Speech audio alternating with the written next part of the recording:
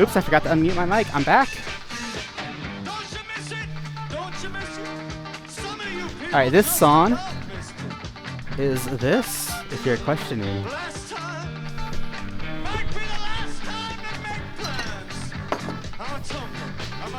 He's a Tumblr. He's a Gubner man.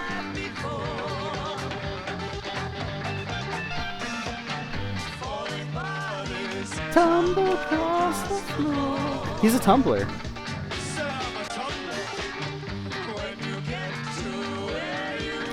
Alright, let me inform the people that the drunk stream is happening.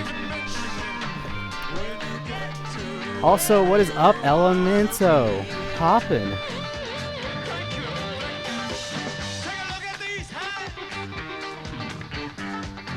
Well, I gotta find a meme image of a wolf.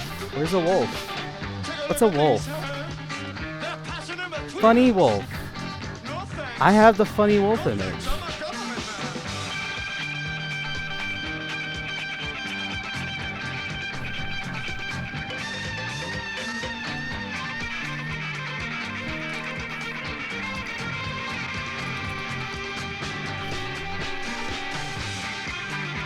God, the talking heads, they're so good!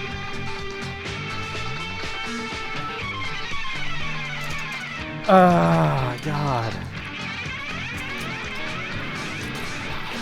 He goes on. Wait, no, I skipped a verse. I skipped a instrumental verse. Anyway, let's go. Alright, last time there was the nurse with big boobs. And we were here for some reason. He goes on.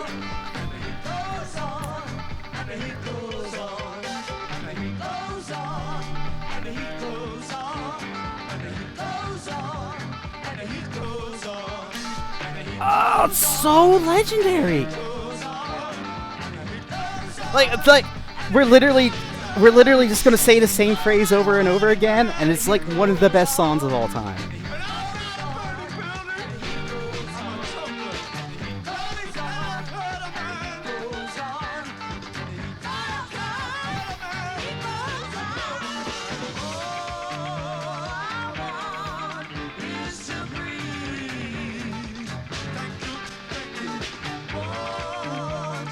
Okay, what were you doing? We were diagnosed as mentally ill because we were playing this fucking visual novel and be like, hey guys. I did in fact change my stream title, right? Yeah, I did. Okay, cool.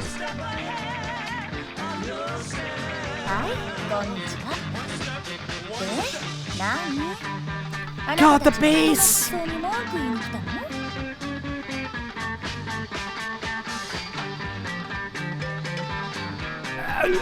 Music. It's so powerful.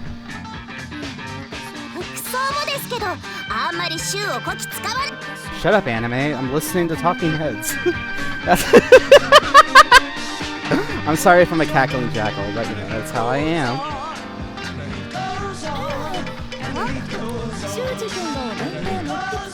What am I even doing here?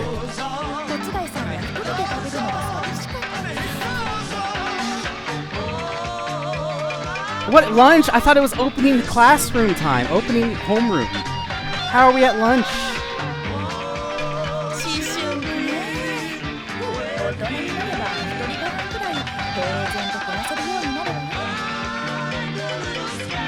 Having a meal by yourself. It's epic.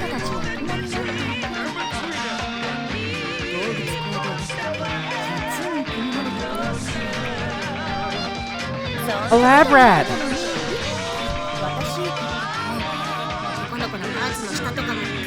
What's this Vienna about? Okay, so let me turn down the Talking Heads as sad it is. Yeah, I had to go to VNDD. Here we go. Okay, so I literally was just chilling in my hick-ass village in Japan with my pseudo-girlfriend, this girl right here. Oh, it's time for the classic. Me and fucking Mark Rutsu. That's fucking right. I skipped 113. I am a fucking legend. I've never seen a 113 and I never fucking will. Actually, I've seen this video like 20 times in the past few days. I should probably skip it. Anyway, the thing I'm going on about is you found this wolf girl, and she's just chilling in a cage that's meant for boar traps, because like that's a thing in Japan. You gotta be careful about the wild hogs. You know, like that one tweet about it, the wild hogs. Anyway, so you're like, huh, this thing looks a lot like basically human. What's going on here? And you're like, okay, you just take her back to Grandpa's place. And Grandpa's like, well, fuck, what do we do? And then, like, you start to slowly piece together that she may have been a full human at one point who got lost in the woods. And then, you know, as a baby. And then, you know, is now this thing. But, you know, I don't fully know what's going on. But, like, she took a piss in the garden because she didn't know what toilets were. And then we had a long discussion about the properties of wolf piss. A mad scientist!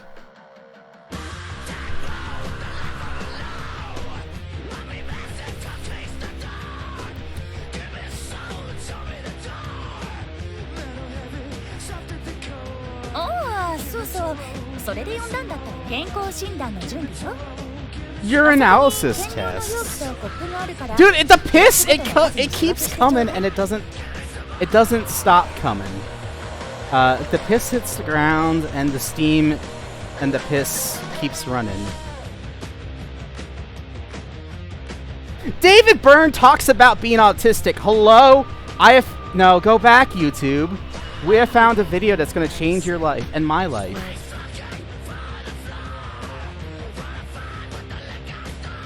I have bookmarked this one. It's important to watch.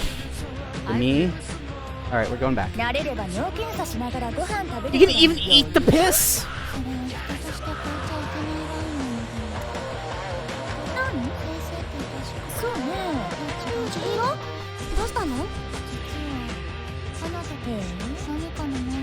Manga and anime, it rots the brain.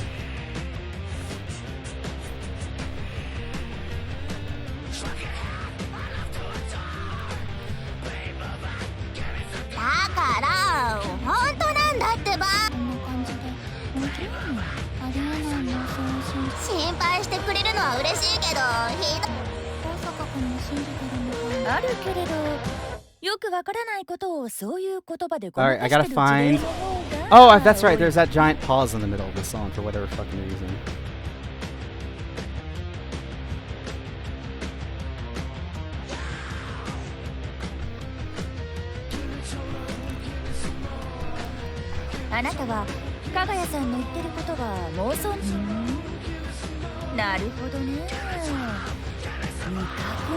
A cryptid!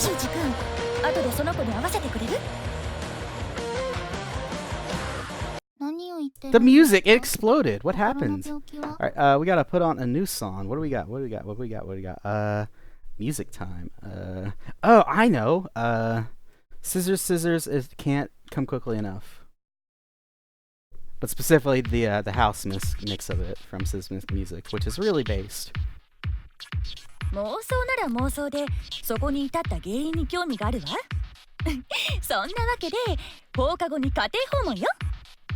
You'll drop by after school. Reminder, we live like 50 minutes away from school. It's like 30 minutes of walking, a 10 minutes to the train, and then like 10 minutes more walking. Like, it's fucking ridiculous. Japan stinks.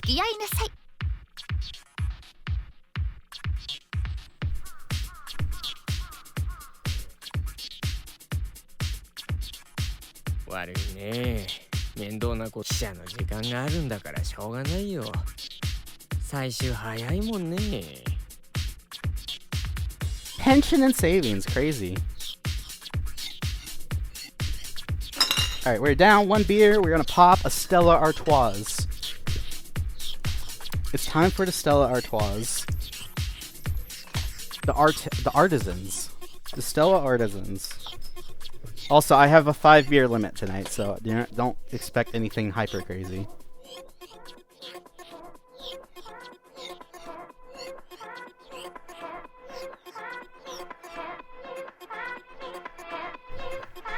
結局今日は招待するんだよね。 You'll pay me for the full shift. Name one boss in history who has ever done that for a part-time あ job. の子のわがままに付き合ってくれてるんだろ。むしろ迷 He 惑 has his 料という reasons. か。待てない。 Oh, it's the dad! 修二君借りてくからあとお願いね。わかったよ。 Based. Okay, well, maybe I can back up my statement.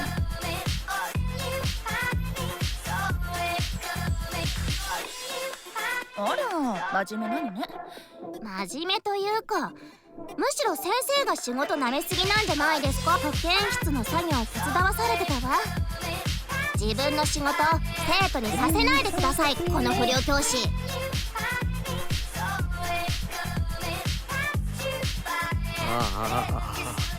そうそう。違います。保健室で待つなら手伝いは義務だって押し付けられたんです。嫌なら先に行く。それだと先生と柊を2人。店の中で喧嘩 Wait, you're just... は。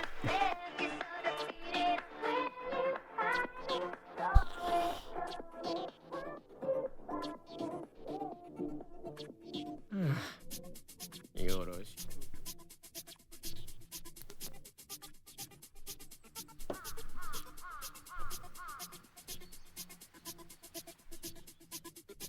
おお。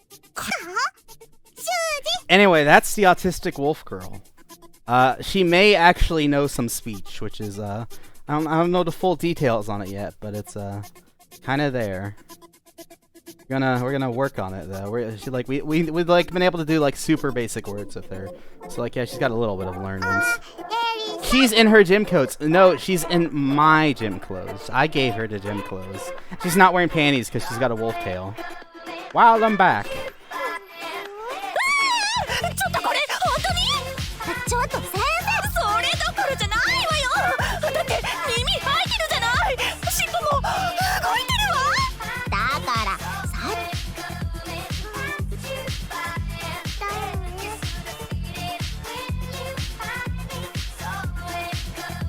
Lying through your teeth. お茶を用意せねば。 Oh, lordy. まあゆっくりして。さてと、いろはちゃんっていうの。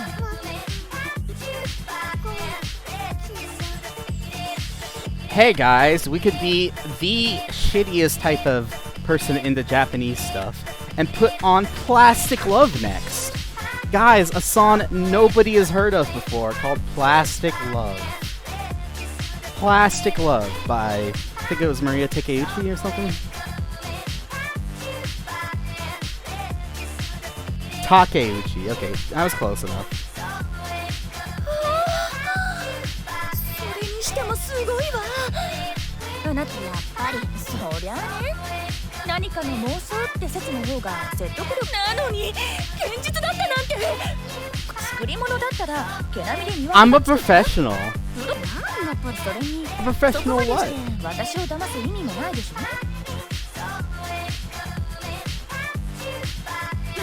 とにかく言うわよ言うわ。ねえねえ解剖してもいいわよね。いいわけ。そうよ。その耳と尻尾どういう Yo, yo, yo, yo, yo, yo, don't do that, lady. 出して確かめてみるの。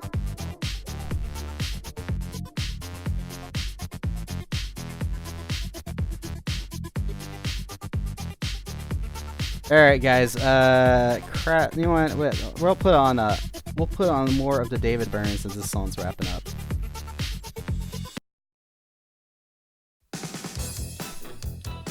えぐい笑顔で本人にせ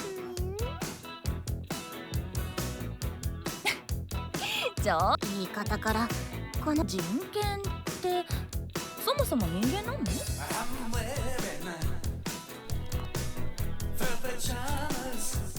Fur pajamas. つまり人間になんだか知らないけど耳と尻尾が生えてるの？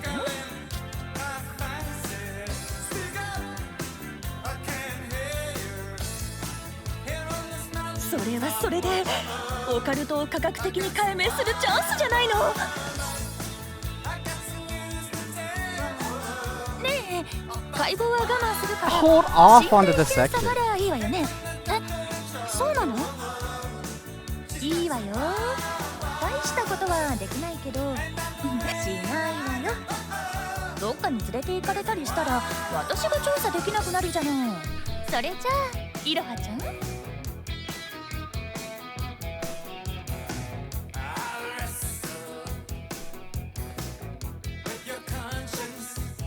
検査するから服は全部脱ぎましょう。待って、もうこの人ははいはい、なんか心配だから私。Mr. Whisker Tits. Oh, no, that's not. I said Mr. Whisker Tits. That's the lyric.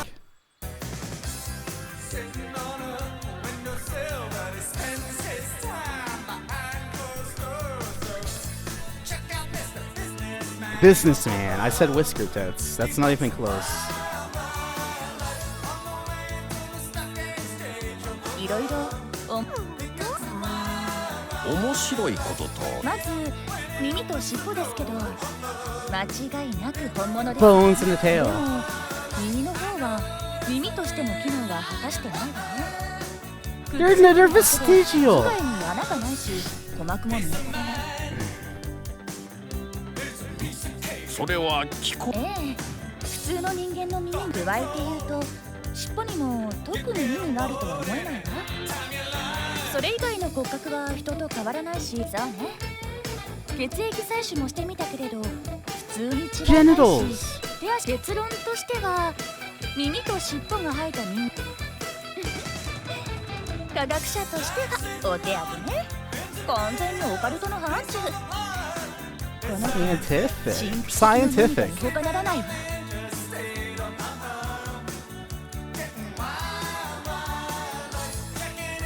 血液採取した先生は注射して傷がつかないと言いますか、止血実際にやってみましょうか。 Well, just as a stabber? A vicious slice. 大丈夫だ。ほら、一瞬で治っちゃったでしょ。いや、だからって今のはないと思うんですけど。ごめんね、さすがにびっくりしたわよね。ほらねもうそのよなるほどやはり痛覚 He が does have a sense of pain.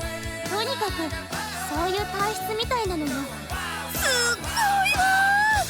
多分この子ねえ死ななそうだし解剖してもいい？ Yikes, what is wrong with this lady? Anyway, it's time for a once in a lifetime. 手足とか完全に切断したらどうなるの The か興味ない？ classic where David Byrne just did a bunch of cocaine. He's like, hey guys, I know how to do this music video. And he made it super iconic. ちょっと科学的探求。怪我してないのに？ God, just leave already. You may find yourself living in a shotgun shack. I'm living in a shotgun shack. It's pretty incredible. Was there even a period on that sentence in the evening? Yes, there was. Automobile. And you may find yourself in a beautiful house with a beautiful wife. And you may ask そんな yourself, ことないもん。ニーネのバ how カ。 did I get here?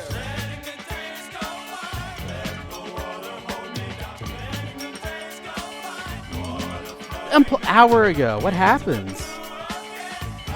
ちょっとイロハちゃん。Pleasant. 俺ちょっとイロハ、それってなんかね、急にどっか行って Oh my gosh, she's gonna eat the か mouse. なって思ってたら捕まえてきたの。 And you may tell あ yourself, げるの this is プレ not my ゼン beautiful house. いや And you may あ tell の yourself, this is not my beautiful wife. 外に捨ててきなさい。ペットにでもしてねってことかしら。 How are they this dense? What's going on? いらないから。後で手も洗いな。 Same as it ever was. Same as it ever was. Same as it ever was.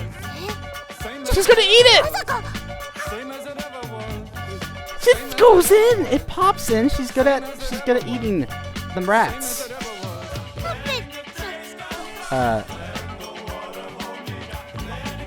Rats, we're rats, we're the rats. You see, I'm the disc jockey of the stream, and that means I have no talent of myself, but, you know, I have the quote-unquote charisma and magnetism. Let's see what kind of troll we can get ourselves into. Oh, it's so classic. バカそんなの食べたらお腹壊すわよ You may ask yourself, Scratch, crunk, smuck. beautiful house. Alright, I'm gonna correct myself there. Crack, crunch, smack. And you may ask yourself, am I right? Am I wrong? Satisfied smile. Yourself, my God, what have I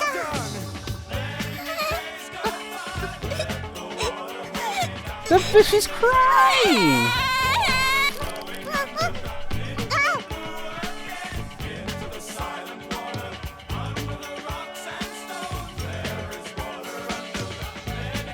Iroha finishes eating. Wait, who's Aroha? That's Aroha, right? The wolf girl's Aroha. Yeah. Okay. See, I know character names. My dad took me like 80% of Fate Stay Night to realize that, you know, Shiro's first name was Shiro, or his non-family name was Shiro, and his surname, which is the family name, was Nimura. It took me 80% of Fate Stay Night to realize that. Then again, Fate Stay Night was my first visual novel, but like, it's also kind of inexcusable because the entire thing is longer than the Lord of the Rings and the Hobbit, the entire Lord of the Rings trilogy plus the Hobbit put together. So, you know, it's like, that's quite a long time. Alright, we're gonna put on Lazy again because it's so good. This song.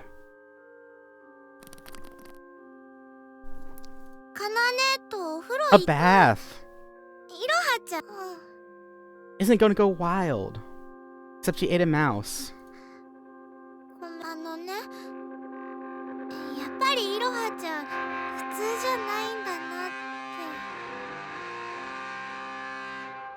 Okay, I'm getting that transcendental goosebumps feeling again, cause like, woo! This music, it's legendary. I should probably just be putting on all of Deep Purple, Highway Star, or Deep Purple Machine Head.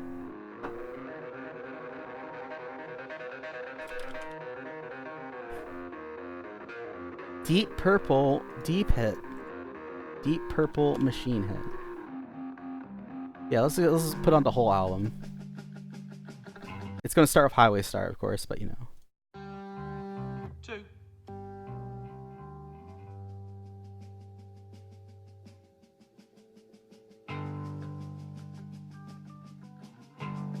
Your chest tighten.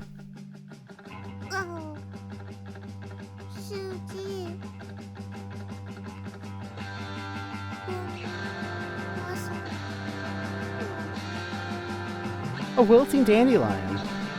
Imagine having a dandelion and like, yeah, that's my flower. I mean, dandelions are kind of yellow and pretty, but like they become giant pollinators later. That's what I've always viewed them as, is like the giant pollinators when they're like the puffy shape, because like, and when they're not the flower part anymore, it's just like, oh, these just outright seeds that are gonna pollinate.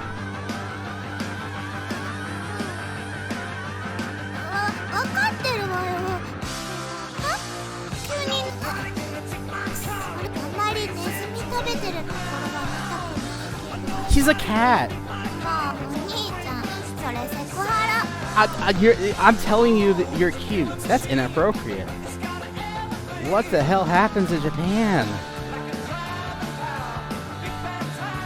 So mean.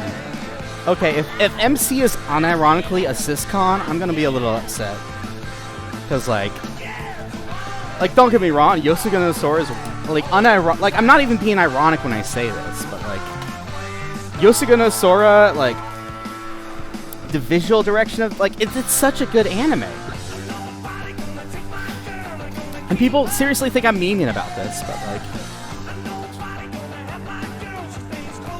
okay, so Yoshiko no Sora does a presentation called Omnibus,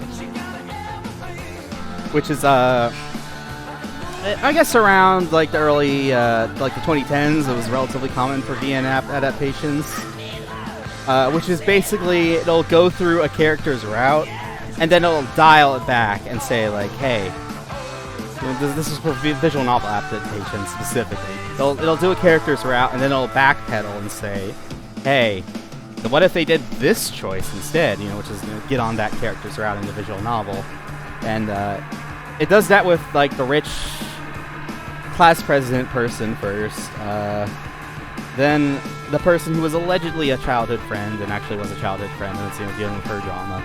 Then it's like the really big-titted next door neighbor who actually raped you as a kid. But like and then it goes to to the classic thing which people know about Yoshiko no Sora, which is the sister arc. Like the rest of the anime is pretty good. It's got like really good visual direction. It's got a solid soundtrack. It's very well done. Voice acting's good. It's just a very well done anime. And I didn't notice at the time when I watched it first, but it's actually not it's not a very accurate to the source material thing. They kind of, because the source material, I've read a decent portion of the visual novel, and I have read the manga, and it's a lot more muted in tones. The anime just turns it all up to 11, which is really good. Like it like slaps you in the fucking face with how problematic. I mean, it kind of does that all throughout the routes, but like it really slaps you in the face of how much the incest relationship that they're having between Haru and Sora, which is Haru's the main character, is just going to destroy their lives, because it does. It completely does. It completely destroys their lives, because they get caught, and it fucking destroys their lives, and they allegedly may have died. So you're gonna mess up my hair. But I mean, I feel like, I'm just like, oh, it's just Bun being the classic pervert Bun, woohoo, it's horny on main. But like, no, Yoshiko no Sora is like legitimately very good. And I'm saying this as someone who's seen maybe like 400 anime series in my time. Between 2010, I would say, and 2016, 2017. Basically, my hobby was watching anime, and then the video games and speedrunning took over. And since I haven't really watched much anime, I've still read some manga, still read some light novels, but like I'm starting to get back into it again. As this shit is selling.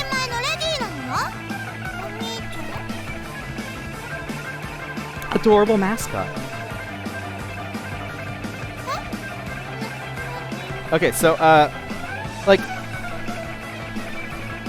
okay, Yoshiko no Sora, I will outright admit it. It's like,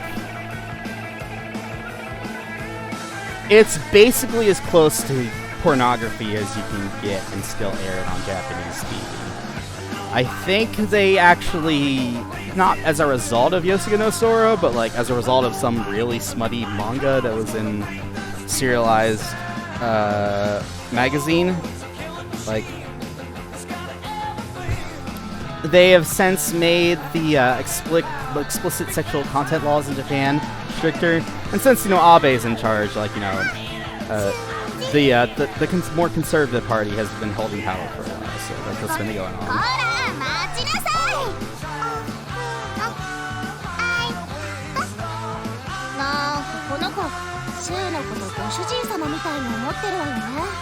Master, she's my servant. She's a Fate Grand Order character. I like how Fate Grand Order was the thing I jumped to, and it's not, Fate Stay Night, because, Fate Stay Night is kind of eclipsed in terms of relevancy nowadays by, Fate Grand Order, because, Fate Grand Order just makes an infinite amount of money. これは教育的指導。しつけよ。むしろシュウが甘やかしすぎ。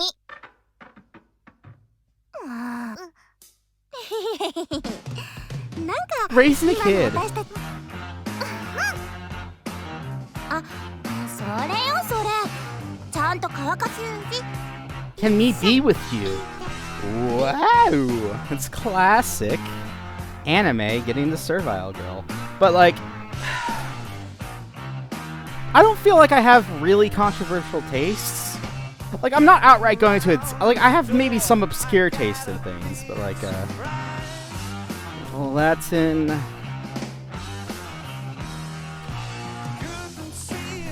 What was that? Italian.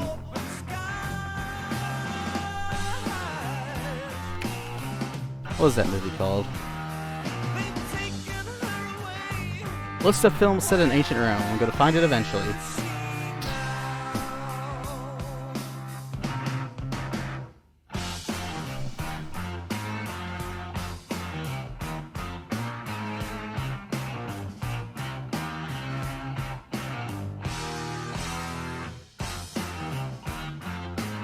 Let's clean this place up. Alright, Element. That's all I need to trust you. Alright, Element. There you go. Congratulations, you've earned my trust. God, where is the film? Yeah, I know it took place in the Roman Empire period, but like...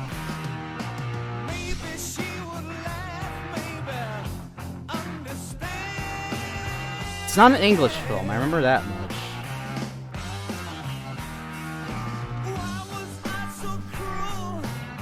LOL? Hell yeah.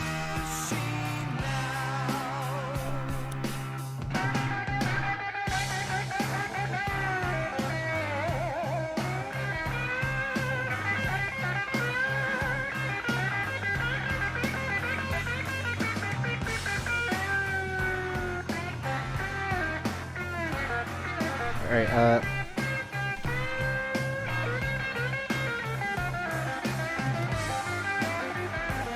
God, what was the thing called?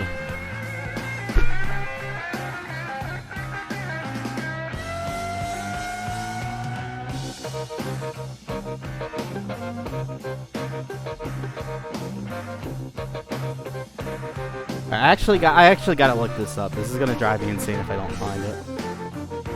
No, it's not the Eagle, it's not the Gladiator. Both those movies sucked ass. It's not a funny thing happened on the way to the Forum. That's a fucking great movie, by the way. It's one of my favorite comedies.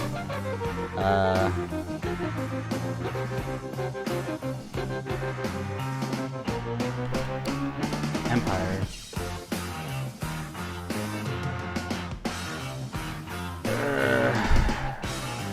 Ben-Hur, complete classic. Spartacus. Can you comments? I mean, I'm not affected by it. Fellini Satchicon! How did it take me that long to come up with this one?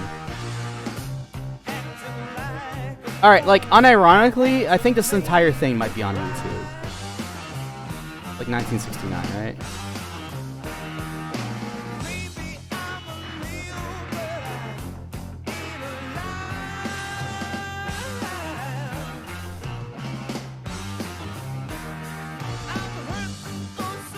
I believe who is this? Who wrote the things this was based off of?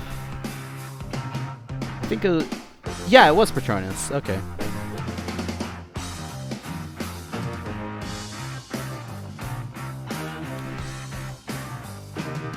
Wait. I thought this took place in the 3rd century AD. This takes place like... When is this supposed to take place in the movie? Yeah, rain.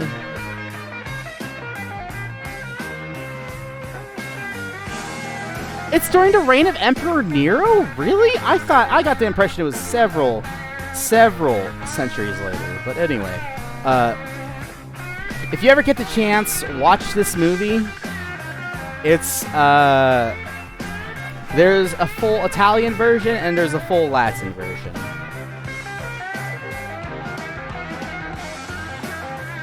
It's, I mean, you can't go too wrong either way. I guess the Italian is, like, the proper way. When is movie night? That is a good question.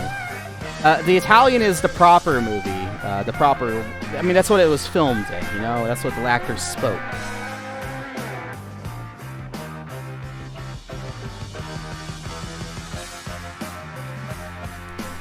This is one of the trippiest movies I've ever seen, and it's really, really good. Where can you stream that? Rabbit's down, but you know, I don't know. 8-Bit said he had something that was an alternative. Let me find.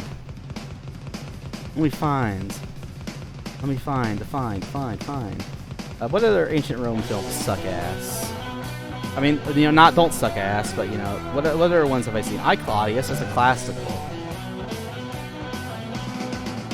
Wait, I, Claudius, the series was never finished?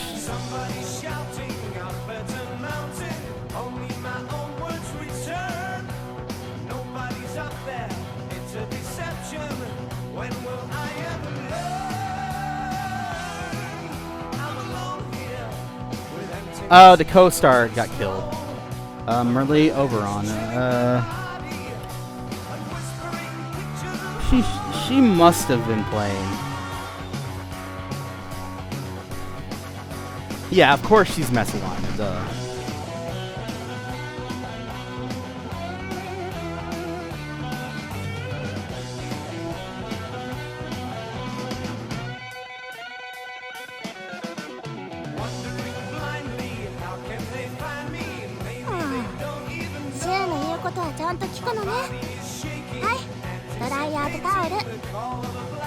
By the way, if you've not read I, Claudius, I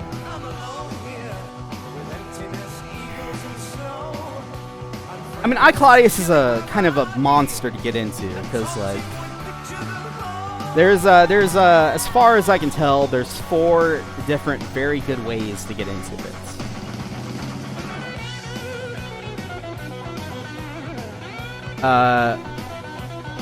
It really depends on what you're looking for too. There's of course, you know, the actual novel by Robert Graves. Where'd my screen go? It's keep in mind it's an autobiography and it was written in 1930s, so or 1930s or so. It's a little bit outdated in modern historiography, but like it does get a pretty accurate depiction of events going on. It's just, you know, some of the stuff like, you know, Augustus actually being poisoned by Olivia. We don't actually think that happened anymore. Although the debate on that one is completely out because there's just certain things we're never gonna know in ancient history terms because, you know, 2,000 fucking years ago. What do you? The thing sounds scary.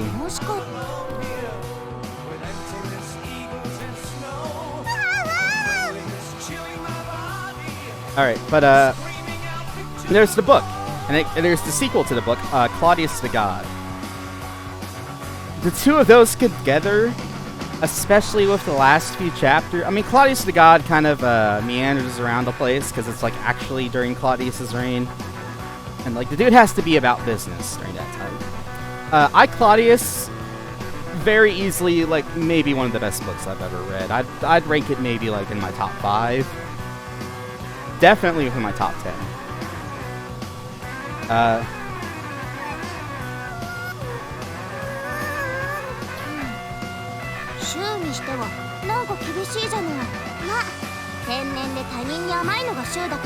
Hey, thanks for the bits, Element. It really helps me out. Okay, so Claudius, I, Claudius, and Claudius the God. I, Claudius is about Claudius's entire life up until the exact moment he becomes Emperor of Rome. The final lines from that book they hit me in the gut. That book is so good, because I'm going to give a brief outline of Claudius' life, because, like, I mean, if you know Roman history, none of this shit's a spoiler, but, like, nobody knows Roman history, especially with Claudius, even though he's, like, he was the first dynasty of Roman emperors. It's just, he was the one people didn't care about. Nero's the dramatic one.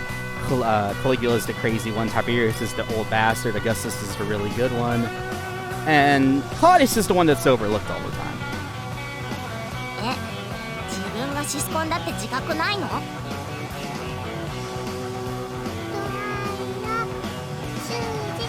Maybe don't mean. 違うか。やっぱりシューはシューってことね。 Shiji's got shoe. Shiji's gonna shoe. 私が好きになるだけのことはあるっていうか。その子がシューにだけ懐くのわかる気がする。私はやっぱりどうかな。 Are you gonna talk about him? Oh, I'm sorry. I was actually reading the book. Okay, so 気味悪いと思ってるかな。 to put Claudius in context, the first dynasty of Rome was called the Judeo-Claudians. The Judeo part, it doesn't mean like Judeo-Christians. It's, I guess, the English pronunciation of the Julios, which is, you know, Julius fucking Caesar. You probably know who that guy is. If you don't know who Julius Caesar is, he is, without a single doubt, the best general 性格が同じでも分 of かってたかも ancient ね。 Rome. He's in the top 3 generals of all of fucking history. Admittedly, I've not really studied Chinese history. Apparently, some of China had really crazy generals, but there was something going on with the dynasty where, like, all the dynasties pretty much, where, like, military command was slightly different. Where you, like, you know, a person who's not the emperor can't take direct control of China, or at least armies. So they had something called strategians or strategists, which is, you know, basically they're generals, but they ultimately got to get their approval for like everything they do. Cute as justice.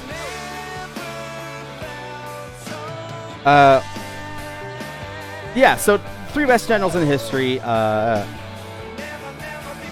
Alexander the Great, just literally he's undefeated. Like the amount of territory he conquered and the time he conquered it and the speed of which he did it and his total losses, he's never lost in history about it. He died pretty young, but like he never lost a single battle. He didn't even lose a single engagement. シュー Phenomenal record. It's actually unbeaten record. Julius Caesar is probably number 2. わ、いいじゃない。どうしたのそれ。 Julius Caesar was a complete unknown when he went into Rome, or when he was from a kind of a down and out aristocratic family, but with like a really old history. When he started doing his career in politics, and he had a couple of lucky breaks, but once he was in power, he managed to finagle getting extraterritorial appointments to a province called Cisalpine Gaul, as well as, you know, Transalpine Gaul, which didn't actually exist back then, which is basically, you know, what we call France today. It's a little bit more complicated than that, but basically the Rhine was the dividing line. And there was Hispania, but like Hispania is like its own weird thing. そういやシューってよく小鳥の髪いじってあげてたものね。 If you're wondering, the 3rd best general in history is probably Napoleon Bonaparte, but Napoleon has he gets a few demerits. Like the dude completely transformed European life for as long as he was alive, and he gets a few really great things. Like Austerlitz, maybe one of the best executed battles in history. Austerlitz was a masterwork, dude. Like, there have been like a few lucky break battles in history where like someone has just completely destroyed someone. Battle of Zama with Scipio Africanus, where, you know, he finally turned the tides on Hannibal. Good. Hannibal's 3 major engagements to the Roman army before he, you know, stopped being majorly engaged and the Roman army switched to guerrilla tactics. 小鳥もそういうお年頃だから。で、寂しいから新しいおもちゃを見つけたってわけね。Other ones. Anyway, move the point along. I'm starting to get sidetracked. Caesar's... The way he conducted the army was, I would say, the 3rd, or possibly 2nd, if you even count the formation of the army, in Roman history, as one of the transformative things that happened to the Roman army. And you gotta understand, Rome was very uniquely hyper-militaristic back then. It's really hard to translate this. Like, you know, of course, you know, military life was like really important to like all ancient politics and political things that were even slightly large. Maybe Carthage is the one exception because they actually had something in their charter or constitution where they could not have a standing army, but they just had mercenaries because they were rich as fuck and trade. 鏡あるわよ。 Oh my god, you put a bow in her. That's cute. 結構 Okay, so let's move on. Caesar's thing for the army was the second major change in the army. The first thing was Marius.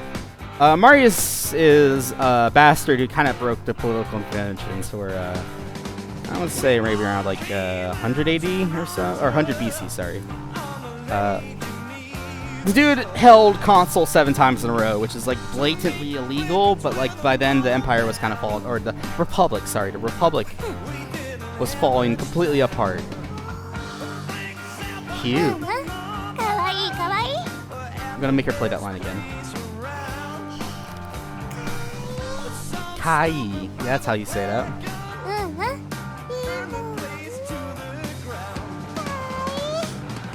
But moving on, Marius's introduction was something called the manifold system. Picture a checkers board specifically. You know, a chessboard, checkerboard, same thing, but like, consider a checkerboard. You know how everything's arranged a little diagonally and like things can only be on a certain color? That's about the closest approximation we can get in very simple terms to what's... It's 3 lines of the starting formation of a checkerboard. It's 3 lines of those. So the first was the mix of no, I'm sorry, I guess 2.5 is a better approximation because it's kind of weird to format auxiliaries in the Roman legion. But basically the first one would be a decent mix of like just completely raw recruits who had a ton of energy and like hardened battle veterans who could basically smack the recruits into staying in formation. It worked extremely well, and the back line was just the 100% the hard recruits. These were people who were trained veteran soldiers and they knew how to do their job. If things ever got to the point where the veterans needed to be tagged in, things were not super great, but like they would finish the job. It's very, very rare that a Roman army would lose a direct confrontation. Even to something as crazy as the Macedonian phalanxes, which is literally just people with like 30-foot long spears. The Roman army was able to outmaneuver those, by the way. Partly because of the manifold system. The manifold system's extreme strength was its flexibility. So I want you to picture a checkerboard, like, you know, the things diagonally, and I'm kind of doing it on the screen with the mouse, but it's not really working. So it's got those gaps. It's a cohesive line, but it's like a diagonal line. When ancient battles in the world were basically they just shove people into people and things happen. They shove people into people and things happen. The manifold system's extreme strength was that it was flexible, and I mean that quite literally. I mean it could step backwards. The phalanx's main issue, which was one of the most dominant things in like the 200 BCs in, you know, the Greek warfare world, was that it was literally just a wall of spears that were 30 feet long, and if you approached it, you were gonna die. But you couldn't back up from that. There was no way to back up from it. You would have to have everyone mass coordinate in lockstep to do anything, and in the heat of battle, it doesn't really happen.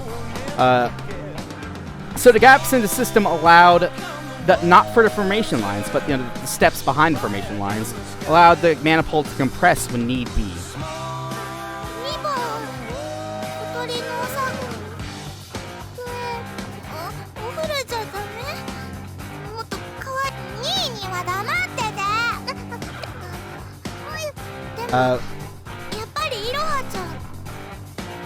So that was the first introduction.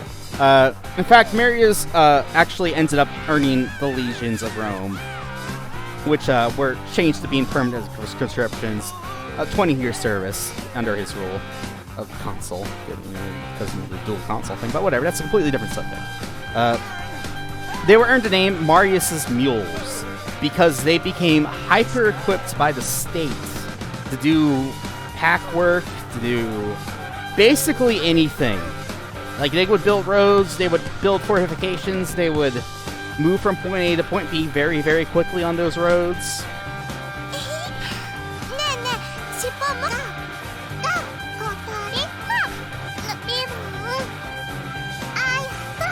Ah, cute, cute. So, moving on from that, Caesar's innovation was... This is really overplayed in Caesar's legacy. I mean, I guess not. I mean, it's just from a casual observance. Caesar's battle record, you should know, is like... I think the dude fought over 50 major battles and sieges in his entire life, and I think he only lost 2 of them. And one of those was against a far larger force in the Roman army in South Africa. Technically, the Roman Republic army, because he was technically staging a pseudo-military coup.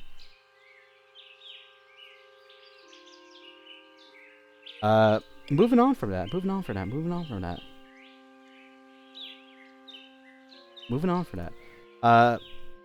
Caesar was very, very good at 2 underrated things. Now, people know him as like the super politician and the super general. The guy was actually an engineering genius and a logistics genius. Like, under the single worst situations you can think about supplying people logistics, like, you know, people being like behind like triple fortification enemy lines, he would get his army supplied. The dude was ridiculous with that. It was actually, like, for the time period, which is, 2,000 years ago, the way he managed to keep his soldiers supplied, it's fucking phenomenal. I mean, if you're just a casual observer, you might not be able to pick up on that, but it's actually extremely nutty. I would argue until maybe, like, Christ, like the 15th century, nothing got even close to him. The other thing was the engineering genius. The dude had just a natural ability to basically point at things and say, there are the weak points. Let's build fortifications here. Let's build entrenchments here. Let's build, fake fortifications here. Let's lure people out. And so that's eventually what he did to show his face at Pompey the Great at Cannae? No, Cannae is not the right place. Basically, but the thing where Pompey lost. And keep in mind, Caesar was outnumbered 3-1 in that battle, and he won. So Caesar basically was playing for keeps with the entirety of the Roman Republic system, and the Republic system is pretty close to... well, moderately close to the representative democracy that we have nowadays. It's got some few changes, like, democratic votes were very much not made private. Like, if you voted, someone saw how you voted. People just paid people to vote certain ways. That was how life was done back then. And yeah, so I mean, we would view it as corrupt, but when it was corrupt, but whatever.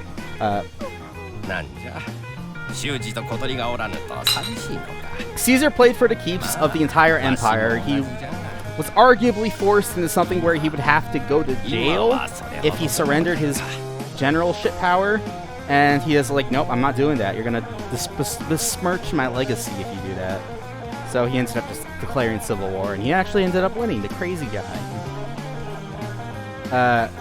So upon his assassination, he was the most powerful and prominent figure in Roman politics, and like basically forever. Like, Sulla is maybe the only thing that got close to him.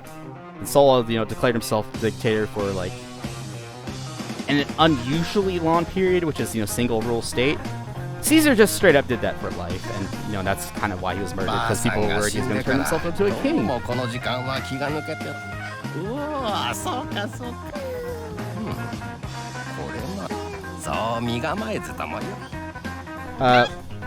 So Caesar was assassinated, and moving on, Rome had a weird political, pseudo-political, pseudo-logistical, pseudo-real inheritance system. You could just straight up adopt anyone as your male heir, and people just had to take it, and they were legally treated as like your son. It was almost like your full son, anyway. Like it was very, very close to that.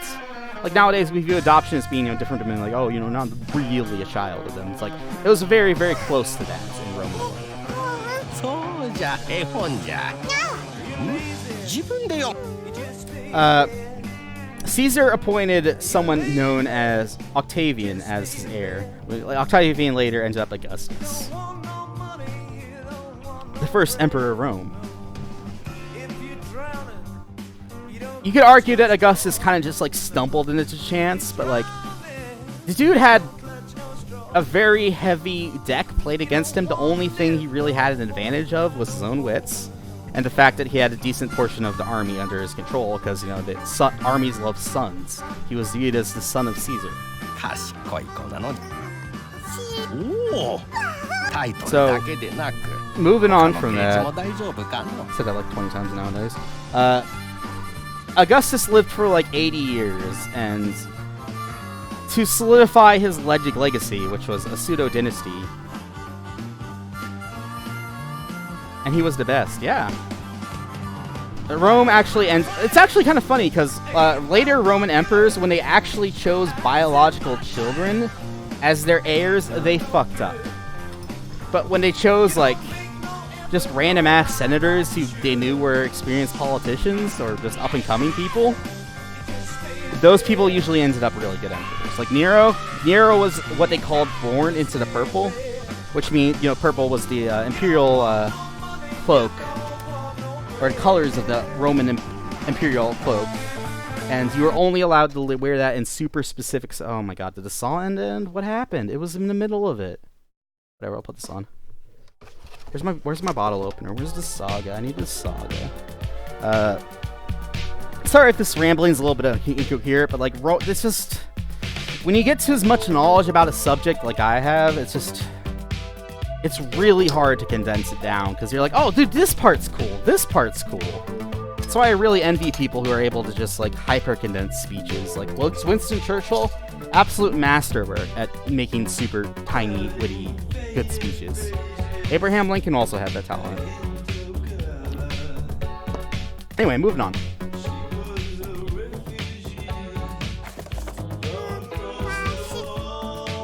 Moving on.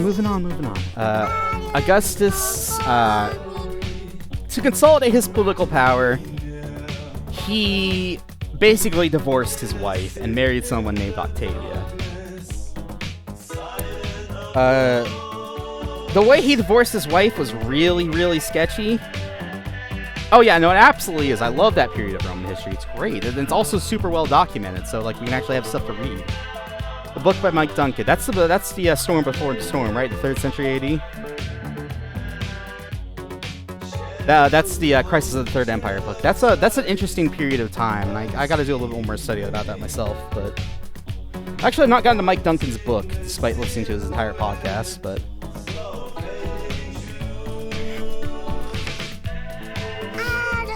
it's an excellent podcast, by the way. His Revolutions podcast is also quite good. Though I will say, some of the early History of Rome episodes, they do definitely flounder. But that's partly because, we just don't have the primary sources. わしは見ておるだけでよさ高坂さんいらっしゃいますかちょっと相談したいこと Sorry, が I あ keep り getting まして distracted, because I'm actually trying to read and do this at the same time and drink and listen to music. It's in a chat room, it's all complicated, it's crazy.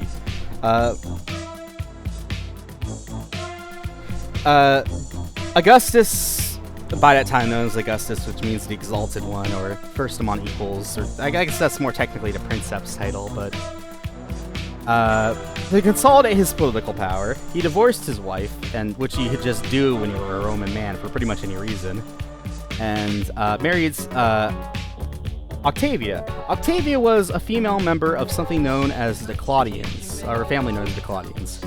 The Claudians, like, even during Caesar's time, when Caesar was just, like, completely taking the stage, they were an extremely powerful political force. So this was this, like, powerful political force marrying powerful political force. Just the consolidation of that power is ridiculous.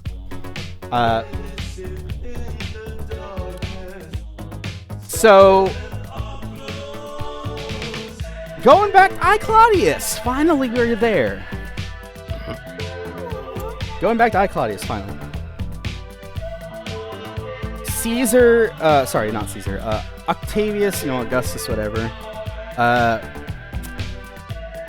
The dude lived for maybe, I think he said it died at like 84 or something. Like, the dude just lived forever, really. This was really unprecedented back in the ancient world.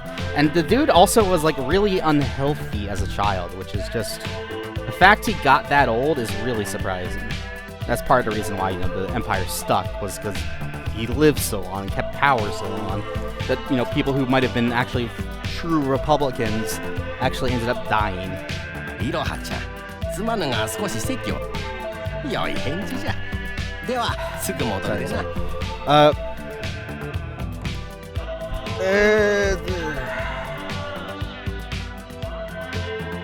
It's kind of hard to do this without just looking at the family tree of the Julio-Claudian dynasty.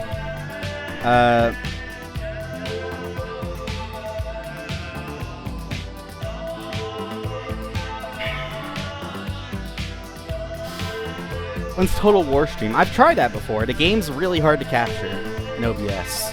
Maybe they fixed it. I don't know. Moving on. So, one of the things that quote-unquote ambitious women did in the ancient world was try to rule through their sons. It was a pretty damn common thing, to be perfectly honest. Elagabalus is maybe one of the worst examples, as is Nero, just, you know, going from the Roman world. So, for all his strengths and all his stuff, like, Augustus didn't really have a male heir. And political power could just be inherited by the time Augustus was in power. So yes, you know, clear dynastic setup shit.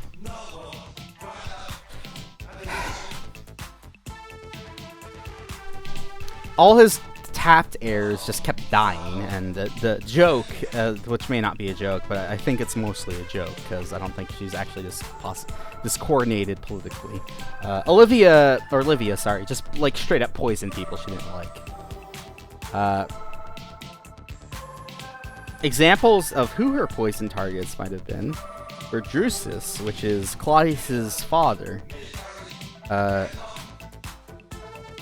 I think they were either Tiberius's nephew, or not nephew, Tiberius's brother, or...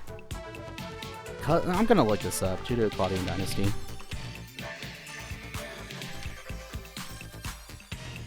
Julio-Claudian family tree. Let's go. Alright, who we got? Alright, Julius Caesar's there. Tiberius. Okay. So, Livia's children of her first wife, or her first husband, and they weren't lesbians back then, were Tiberius Claudius Nero, who was, you know, the second emperor of Rome, and Drusus. Drusus was a very, very capable politician. Drusus was arguably someone who was going to end up as the next emperor, or at least very prominent in the empire system for what they had. But he got a random infection and he died, and you know, Livia specifically sent out a doctor to treat him, which, you know, made things worse allegedly. So the joke is that Livia poisoned him. Why she poisoned her child, you know, we can't really know. It's just people around Augustus who were tapped for the reign of emperor, they just kept dying. Posthumus is one of the really good ones. Agrippa Posthumus, which is I guess that's technically an adopted son, because he sees one of Augustus's main things was he had a general who was extremely goddamn good, He was also a naval captain who was really goddamn good, known as Agrippa. And Agrippa was just so loyal to Augustus. Augustus was like, hey, bud, I'm just gonna adopt you. You're basically gonna be my son. And he's like, hell yeah. And he's actually the dude who built the Pantheon in Rome, you know, the giant circular Oculus building.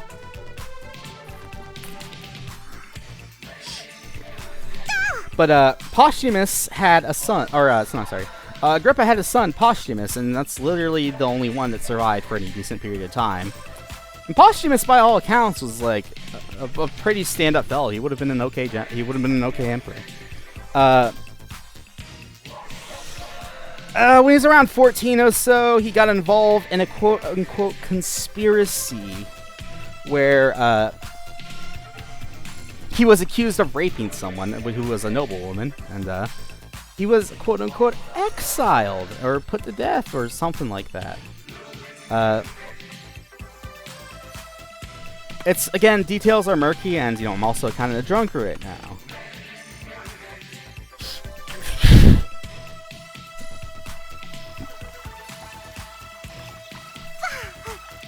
Anyway.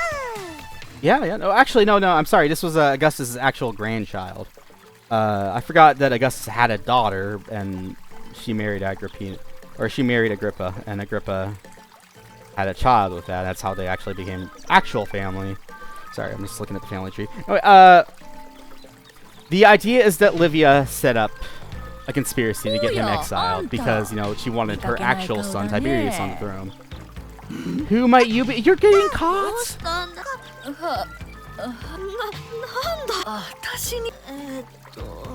Cosplay.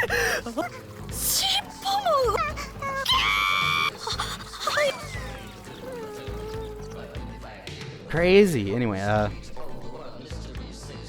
so Claudius was born from Drusus and...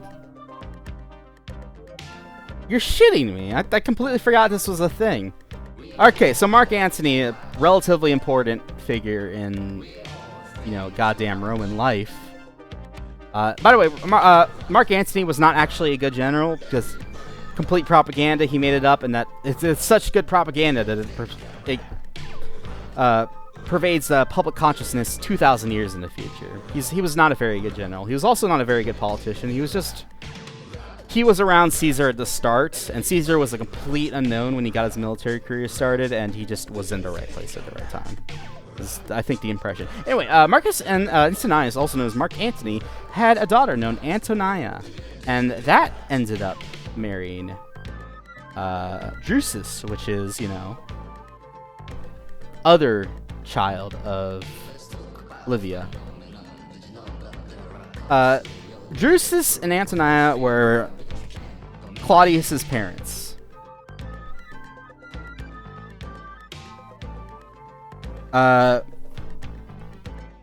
Drusus died fairly early on, and it's alleged that Livia poisoned him. And this is just the life that Claudius was born into, just like Livia might have been this crazy manipulative person. To go into Claudius himself, he was born with a birth defect. That's a very bad sign in ancient world that had very heavy focus on omens. I guess not like so much religious practices as omens, which is just like if something looked unlucky, it was basically just taboo.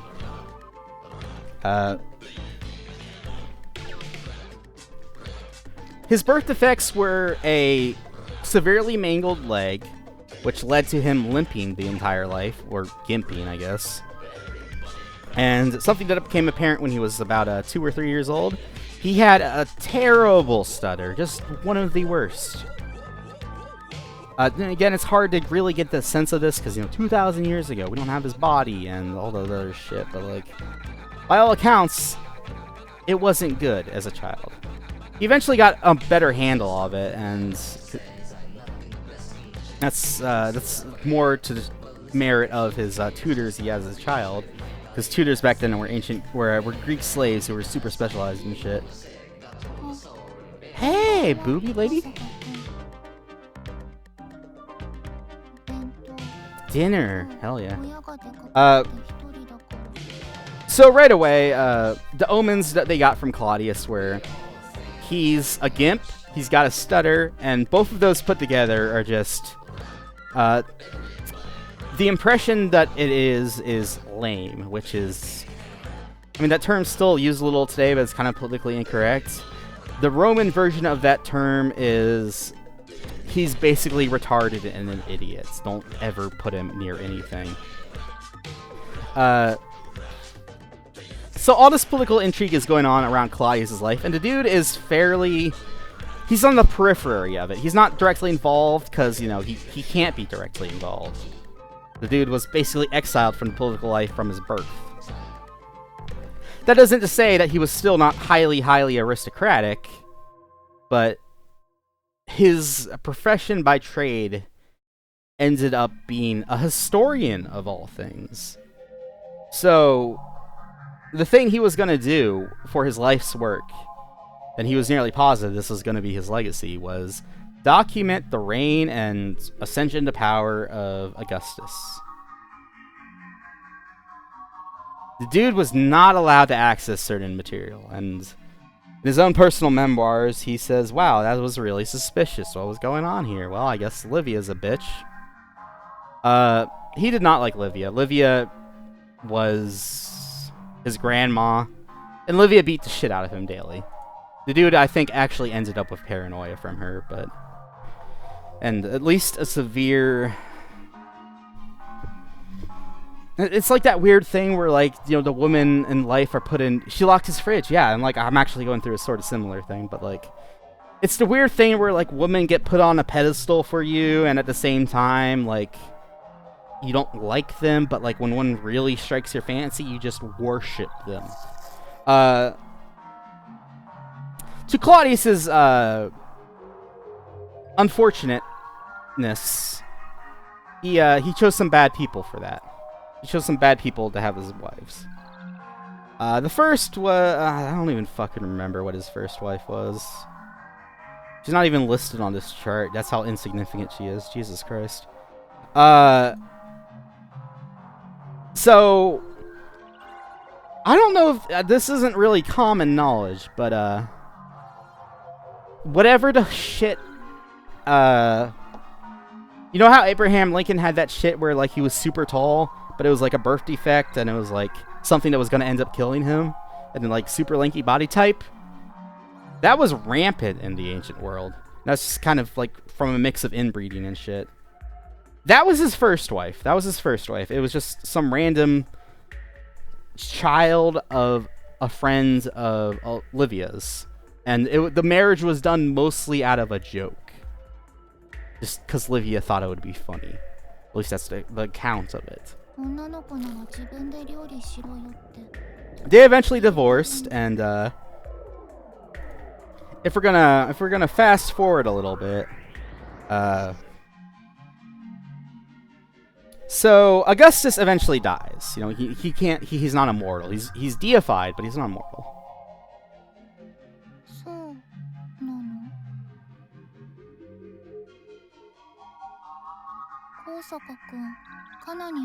Traditional view.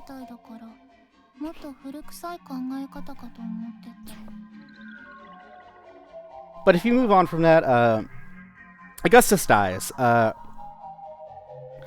way I, Claudius, frames the book is... the entire reign, or entire time Livia was in the periphery as the empress to Augustus, you know, the emperor. She was doing backdoor politicking and poisoning and basically just ruining people's lives to make sure Tiberius would be the next emperor. The way the book phrases it is that, and keep in mind, the book is quote-unquote fiction, but it's also, like, very relatively close to historical accuracy.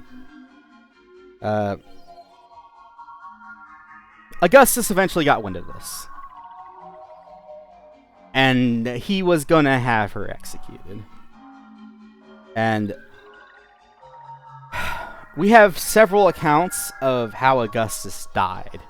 Augustus dying was him getting a minor cold and him recovering from it. But then, like, a day later, he got extremely sick and died. It was a little unusual in the ancient world for a disease to progress like that, because usually it's like, you know, you get a sinus infection and you just straight up die. 余計なお世話 A good husband, hell yeah. 大坂君いい旦那さん So- になりそう The statement that we get from the ancient world from some sources is that Livia just straight up poisoned Augustus and killed him that way. But she was clever about it because she poisoned him not with the food directly. Because we actually have it as historical testimony that during the very end of Augustus's life, he refused to eat anything except bread that was baked in front of him, water he saw poured from a well in front of him, and figs he picked off a tree. I mean, first of all, that's really suspicious just how to act, but like, it sort of is rooted in the Roman worldview of, you know, things purely organic and from purely the earth are like considered healthy. The implication and accusation is that Livia just like smeared poison on the figs when they were still on the tree, and Augustus eventually picked one that was poisoned and died from it. Tiberius steps into power, and Tiberius does a fairly just rule. Like, I know Tiberius is put on the bad emperor list fairly often, but like, the dude was not terrible. Oh no, I mean, he ran a murder sex dungeon from his villa in outside Rome, but like, that's completely inexcusable, even in terms back then. Like, the shit they had going on there, like, it was basically just like a murder, rape, sex dungeon, and people were murdered for fun. It was pretty graphic and pretty bad. And keep this in mind for later. Caligula, which is the child of Claudius's brother Germanicus, and Agrippina, which is, you know, someone else related in the Judeo-Claudian dynasty. His parents died early on, and from that, the dude was just attached to, because of, you know, the sort of like Godfather, sort of like family raising system they had going on back then. The dude was attached to Tiberius. The dude saw everything that went on in the murder sex dungeon. Like, he was by Tiberius' side constantly. Like, I'm not trying to say that like Caligula is excused from all the batshit shit he did in his reign, but like, ごめんねお仕事の邪魔して that word, husband. 選んでくれありがとう But the problem with that is like, it explains a decent bit about Caligula's personality. Like, the dude went through traumatic shit. It was not good. But anyway, Tiberius's rule was very, by and large, just. He was kind of an asshole and outright like malicious towards aristocratic people living in Rome, but like, the overall empire rule, pretty solid during his life. Tiberius eventually died, and Caligula took over. I still don't fully get the implications from that, how that happens. Caligula had a Praetorian Guard, which is sort of like head of Secret Service, known as Turbo. And the insinuation that some historical texts have, as well as Claudius, is that Turbo was paid off to just basically smother Tiberius to death one day when he was slightly sick. And Caligula stepped into power. A very good portion of Claudius is dealing with the fact that you gotta consider Claudius's position at this time. Claudius and Germanicus were brothers, and you know, Germanicus is Caligula's father. Claudius and Germanicus were very, very close. It's like, it's kind of hard to put the closeness they had together in like modern historical sense, because like, it was really, really close. They were basically codependent on each other for a while, and I think Germanicus, also Germanicus you gotta consider was like viewed as the JFK of his day, and like his untimely death was viewed as like JFK's assassination, because by all accounts Germanicus was gonna be the next emperor. He was the quote-unquote golden child of the army, which is where Caligula gets his nickname, because Caligula is Latin for little boots. And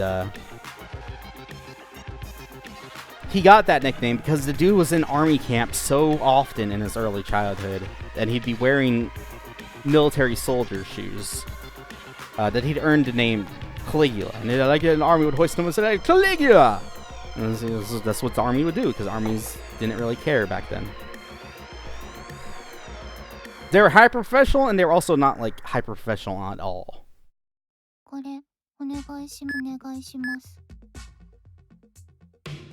Microwave to do its thing.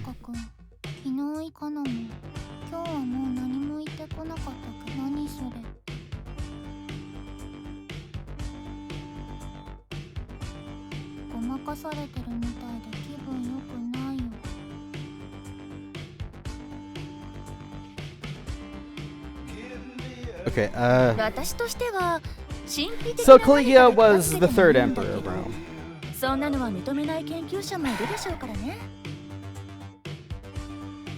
By all accounts, Claudius was just a good person. Which is, like, you know, he's got the super aristocratic, like, self-importance going on with his life, but, it was kind of beaten out of him as a kid, both literally as, you know, Livia beat the shit out of him, and not so literally, as in he was denied political office because of his physical deformities and, you know, his stutter. But the dude still felt a very heavy obligation to look over Caligula. And Caligula's reign is a weird thing to do, because so Tiberius, towards the end of his life, at least by the authors we have, which were Roman aristocracy, was very, very heavily disliked. And Germanicus, you know, the golden child of the army, the JFK of the day, this was his son who was ascending to power, and people are like, oh, you know, we're going to return to normalcy, we're going to have a golden age happen. And Caligula allegedly delivered on that for like the first 100 days or so of his reign. One of his big stunts that he did was Caligula ran a secret state police network of some kind. The KGB is a relatively close equipment, but it's more of just like a dossier of who you can blackmail and get money out of. And that is what Tiberius himself did whenever he was running slightly low on funds. Which, you know, shouldn't have been happening, because, you know, I really can't stress this enough, but between Julius Caesar's conquests, the conquest of Pompey the Great before him, and the conquest of Augustus of Egypt's royal treasury, Rome had nearly infinite wealth at this time. If there was money needed, it would come. It existed. So Caligula got these secret documents and said, hey, we have these exist. Tiberius was doing this to you guys. We're going to burn them in public for all you guys and let you guys know that this is the end of that time. We're not going to do that anymore. And people are like, oh, you know, Caligula, the golden child. Hell yeah, let's go, let's go.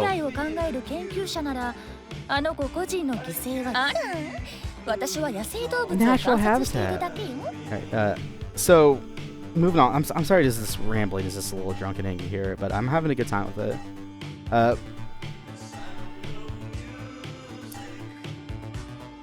Caligula had a relatively weird illness that we fully don't know what it was. Kind of like how we don't know what the thing that Caesar had that sort of led to his epileptic strokes. Like, we don't think it was pure epilepsy, and we're starting to think it might have been a stroke. Hello, Barfy, what's poppin'? He might have had a stroke and like an aneurysm in his brain at some point that led to like minor strokes happening over and over again from head trauma. But that's beside the point. Anyway, Caligula nearly died a few hundred days, very close into his reign. And while he ruled very justly from the start of his reign, as most ancient accounts give. But after he recovered from this quote-unquote mysterious illness, he just went off the rails. There's a reason why Caligula is viewed as like one of the crazy people in history, and that's kind of because he was. Some of the shit Caligula has done. There's a classic Roman... he appointed a horse as a consul. He did not get that far, but he appointed a horse as a Roman senator, just to say, hey, I can do this. So there was an impossible saying that, like... There's a saying in ancient Latin, which is roughly translated to, like, that's impossible as, like, conquering someone with a cavalry unit over water. And Caligula wanted to prove that that statement was bullshit, so... To the great expense of the states, for no real reason, he commandeered a bunch of vessels that were waterborne craft, which were specifically grain craft. So, you know, they took grain from Egypt all the way to a port in Ostia, which later went to Rome. And he basically just put dirt on them and ran a horse over them for several miles. He did this for, like, no real reason but to show off. He declared one of the really good ones is he declared war on Neptune. Neptune, of course, you know, being a Roman version of Poseidon, because you know the pantheon they have is kind of weirdly translated from Greek to Latin. But you know, moving on from that, the war he declared on Poseidon it's almost so silly that you wonder if the ancient historians made it up just to smear him. What he did is he got 5 legions, and he basically said, alright, legions, attack the shoreline. And they're all wondering, what does that mean? And they're at a beachhead, and they're like, what are we doing here? And he's like... He literally instructed his soldiers to stab the waves with their gladii, you know, gladius, which is the Roman stabbing sword. That was typical of not centurions, but legionnaires at the time. And he instructed them to steal seashells. And... that's exactly what they did. They stole seashells. And he slashed at the waves, and then Caligula retreated, saying, oh man, I did a great job. Yahoo. And then he threw like a triumph for himself or something, and no one could stop him, so. Triumph was like a military honors parade. It was super, super prestigious back in the Republican time, but like, an emperor could just basically do it for whatever reason. It's sort of lost meaning over time, but you know.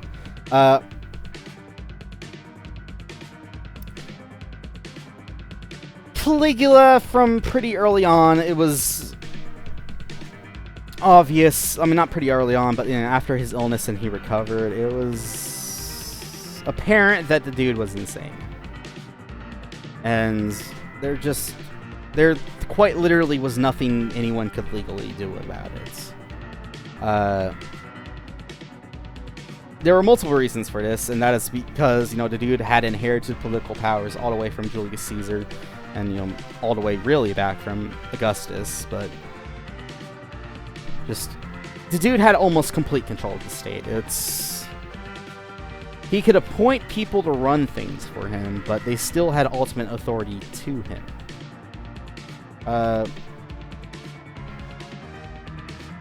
The more practical reason why nobody did anything about this was twofold. There was the Praetorian Guard, which is the Roman super secret police, or not secret police, just like Roman secret service. You know, they're obviously there. It's the only legal force that is legally allowed within the Roman city of Rome itself as, you know, a military force. Bye-bye. Thank you. See you, girl. Hold on a little longer. You can do it, MC Coon.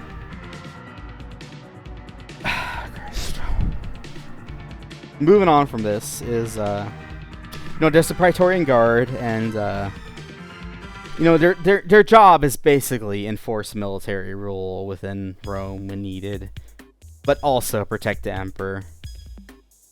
But that wasn't even their main job, because Caligula went out of his way to recruit a German bodyguard, and for his, you know, his life as, you know, his personal bodyguard unit.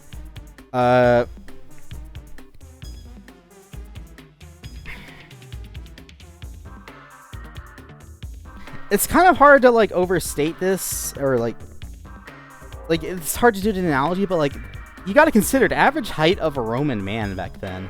You know, someone who's considered a pure-blood Italian was like roughly like 5'1" or 5'2". So someone approaching the modern height average that we have around today for a male of about like 5'9", that was giant for them. The Roman diet, for whatever fucking reason, despite all their wealth, it was heavily subsidized by grain and bread, which is not a protein, which doesn't have protein in it, and it doesn't grow the people eating it when they're in, you know, the formative years. So Roman people arguably were malnourished in certain ways, but like, you know, they had full stomachs, so people didn't really notice, and they were just shorter than we are today. People in what they viewed as barbarian countries, which is, you know, Germania, later places in Gaul, they were taller because they had a much more meat-based diet. And Caligula's personal bodyguard. Oh, hey Zora, what's poppin'? Caligula's personal bodyguard is it's raw recruits of German mercenaries.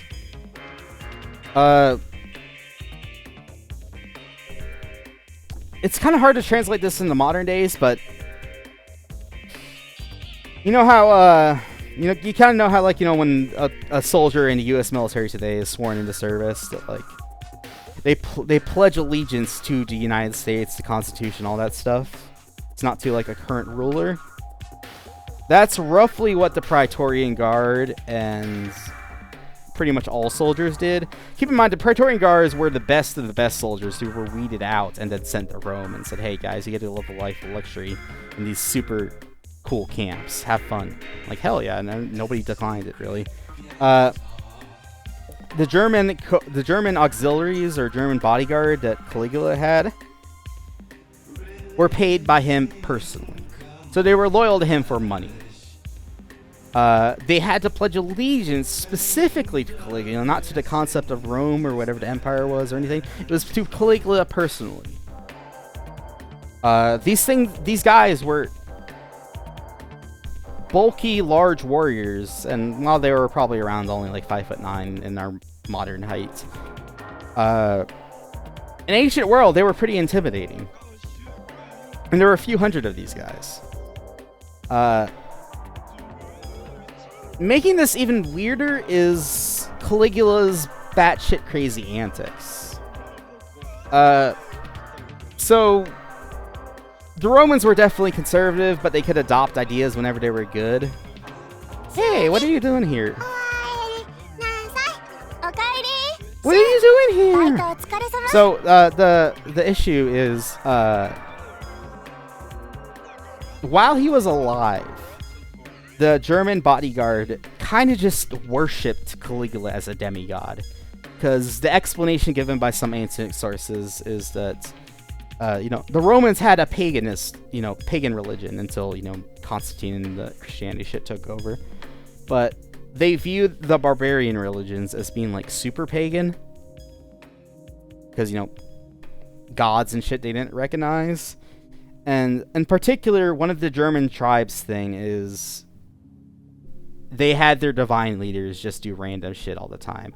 I think the historical texts are slightly getting confused with Norse mythology, which is, you know, just like, you know, Odin, Thor, Loki just doing random bullshit all the time and just like having fun with it, and like, yeah, you know, makes sense, gods.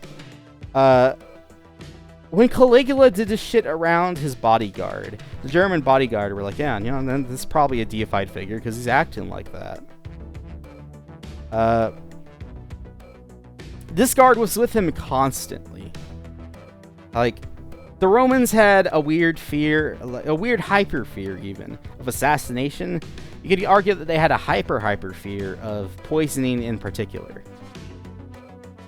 The poisoning thing I never fully got a hold of, but like, Pompey the Great specifically had a trained slave, or not a trained slave, just a slave whose job was only to eat his cooking before he ate any himself. And this ignores the implication of like slow acting poisons and all this shit, but like Romans viewed it as like sufficient enough. Claudius was relatively concerned about being poisoned during his lifetime, and he had one of these guys as well. But Romans they viewed poisoning as being like a really dire evil act, and although there are only like maybe like 3 or 4 cases of like anyone historically significant being poisoned, outside of like someone having to commit suicide and doing it publicly, or at least confirmed cases, I should say, they still had a very heavy fixation on it, and I never really got where it came from. The only thing I can draw from is Mithridates. Mithridates was quote-unquote famous in the ancient world, and by that I mean, the sources we have from the ancient world, the modern interpretations of those sources from the ancient world, of he basically ingested very small amounts of poison throughout his life, and he'd very gradually up the dosage. And his reasoning was that he'd slowly build up an immunity to poison. And there is some context behind this, like if it's a viral thing, if it's a bacterial thing, if it's a chemical your body can flush, like that actually kind of makes sense. But if it's like a heavy metal poisoning or anything your body just stores in the liver, you're gonna kill yourself really quickly. In fact, a lot of Chinese emperors ingested mercury and thinking it'd make them immortal and invincible. The most notable example of this is the whoever the fuck China's first and quote-unquote first emperor was, because he ingested a lot of mercury and he died really quickly for afterwards. And he's like, this is the way the gods are forsaking me. And just not thinking about, I drank a bunch of mercury, of course I'm gonna die. Channeling this forward, Romans had a fear of poison. Caligula, the way he was eventually assassinated, I would outright say he was even murdered. And assassinated is a little ambitious for the way he was killed. So his Praetorian Guard, the Praetorian Guard is like a military unit like any other. Although it does have some certain irregularities, it does have a chain of command. There's the Praetorian Prefects, which were like a group of people who were in charge of the Praetorian Guard underneath the Emperor for his day-to-day management. Caligula kept pissing one of them off very, very badly, because the guy had blonde hair, and blonde hair actually back then was viewed as very unmanly. It was viewed as a non-aristocratic trait. People back then preferred brown hair or black hair. And keep in mind, the Italian bloodline that we have nowadays is completely fake, because it's like Middle Eastern Moors mixed with like invading Germanic tribes mixed with Mongols. Like it's not a real thing. It's not what it was during Roman times. It was wildly different during Roman times. But this guy was blonde, and it was viewed as I gotta put on new music, don't I? Shit. Alright. So there is something called the Praetorian Watchword, and this wasn't a unique thing to the Praetorians. Roman camps on campaign would issue a watchword every day, and if you didn't know the watchword, you weren't let into the camp. This is because during ancient times, their illumination was really hard at night. Night battles were a complete clusterfuck. There was no real way to do them properly. So basically, anyone who was watching guard at the camp, and if you couldn't get the watchword, you were just left outside the camp, and if it was verified in the morning that you were a Roman person who was supposed to be there, you were let into the camp. Otherwise, you were probably just murdered. The watchword would be typical, you know, like, it'd just be random things like bean curd or bread or whatever, but it'd keep changing daily. Caligula was the person who set the watchword for the Roman guard, and to go out of his way for being a dick, he would set the watchword as shit like girly-haired, feminine, like long nails, vagina, etc. every time he saw this blonde Praetorian captain. Accounts on this vary a little differently, because it really depends on your interpretation of the ancient sources you believe. But this guy eventually was one of the leading members of the conspiracy that ended up assassinating / murdering / killing Caligula. So Caligula was basically led away in one of the sewer channels, because like, oh, you know, we need to hide you, Emperor. There's someone coming for you. And, you know, the Caligula's like, oh, you know, cool, thanks for being on top of this, guys. And as Caligula's, you know, led to a deep, you know, dark alley, you know, the guys, they're like, oh, by the way, Emperor, the watchword for today is liberty! And then, you know, they just stab the fuck out of the guy and, you know, kill them. Again, sources kind of conflict, but I think the way that Caligula was taken out was beheading. At least that's what I was able to draw from my own studies. And you have to consider that the Roman military weapon at the time was the gladius. The gladius is a double-edged sword, but it was very much intended as a thrusting and stabbing weapon.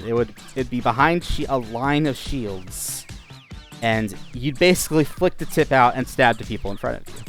It was not a very long sword. It was about 2 feet, 2.5 feet, pure iron, but the tip was incredibly sharp and it was double-sided. The blade itself was pretty often not very sharp, because Roman blacksmiths weren't actually too great at that.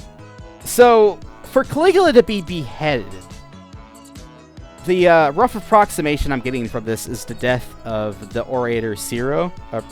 Cicero, that's not a person. Cicero. Cicero is basically declared an enemy of the state just so that Augustus and Lepidus and Octavian, who later became Augustus of the Second Triumvirate, could just basically just murder people and take their money. And you know, it's kind of a horror story in Roman history, but Cicero, for being a wealthy individual at the time, was targeted for murder. Cicero was beheaded to kill him, because one of the things about being put on the list for murder, which is known as conscription, is that they had to provide proof of some sort that the person was dead. And keep in mind, any person could take this claim, what it ended up meaning was the state got the majority of that person's wealth, and I would say the vast majority, but the person who turned in their head got a pretty sizable percentage of that person's wealth. Cicero was beheaded. You know, I mean, I'm going to say that, you know, Cicero was not the most healthy individual in his life. Roman aristocracy particularly viewed, you know, a little bit of fatness, a little bit of obesity, as being an aristocratic trait. And very unique for his time, Cicero was a career politician, litigator, organizer, and legislator. The dude was very barely involved in military practices. I mean, he had maybe 1 or 2 campaigns he did, but it was at an auxiliary role, and he barely did shit. This is nearly unheard of in the ancient world, and it's a testament to how, or specifically for Rome, and it's a testament to how talented Cicero was in every other aspect of his life. That he was able to just ignore this giant qualification set for, being in charge of anything in Rome, which is you had a military career at some point. And just say, hey, I'm so good at everything else, you're gonna let me be consul, and I can be in charge of a lot of parts of the state. So, yes, what I'm getting at is Cicero was kind of fat. They tried to kill Cicero by just lobbing off his head, but the only thing the soldiers had on them was their swords. And by all accounts, Cicero's death was pretty gruesome and not something pleasant. Cicero was viewed as having an aversion to pain and, a little bit of a cowardly streak to him, but when he saw that, the Reaper was knocking for him, he managed to man up a little bit, and he went out in a fairly noble way. Which is, he basically just, he was caught being carried away in his litter, which is, people back then, if they were wealthy enough, were literally just carried in, like, a cart. He was caught as he was trying to flee to a port. And the dude was like, okay, well, I'm a dead man now. And he basically just stuck his head out of the carriage and said, well, get out on it, boys. And they tried to cut his head off by hacking it. Sources, again, really conflict on this, because it's really hard. I mean, first of all, this is basically someone admitting to, they killed Cicero. So, getting a primary account of this is hard in the first place, but, the ancient sources we have about the fall of Republic tended to be a little bit romantic towards the great Republican politicians that were of the day. And Cicero was definitely one of them. Cicero was very much a believer in the Republic. The dude was chapped in the back of the head, and they made like a half an inch flesh wounds. The dude might have been killed from that, from hitting his spinal column, but again, it's really debatable. I haven't really brushed up on my anatomy on that in any recent years. I remember briefly researching this a little bit, but so yeah, the dude was hacked in the back of the head, and I think Cicero even said, "Get on with it," again, in a very urging way, because Latin has something called the imperative case, which is forcing someone to do a command. And Cicero, orator, lyrical wordsmith that he was, he was clever even in his dying days. And his final quote is, I cannot for the life of me remember the exact Latin words, but it's about roughly translated to just well, get on with it, which is sort of a suppositive case, which is well, if I'm about to die, you might as well just do it. Then it as they're trying to kill him and they're fucking it up, he's like, get on with it, which is an imperative case, which means do this now. It's kind of how to joke about how please means now, but so they kept trying to chop him in the back of the head like they're using an axe, and or the back of the neck, and it was not working. It was not working at all. And they eventually just had to saw his head off, which I don't know if you've ever used a non-serrated blade to cut very thick cartilage and meats, but it's really hard. This takes a while. And by all accounts, Cicero was fat, and he had a lot of fat, he had a lot of gristle, and this was his fucking spinal column. So the dude died a pretty bad death. To overlap with how that happened with Cicero, or not Cicero, with Caligula, just give it a good whack and it's all good to go. Yeah, hey, what's poppin', Chizu? It's night already, yeah. I want Shuji. Hell yeah, that's me. Wahoo, ahoo. Cicero was allegedly beheaded in a single swipe. Not sorry, Cicero. Caligula. I'm really starting to lose focus here, but Caligula was allegedly beheaded in a single swipe. Again, I'm not brushed up on this, and I'm kind of just putting figures out there. But considering the quality of iron they had back then, how hard it was to actually sharpen pure iron. Because keep in mind, they didn't have any carbonization on their iron. I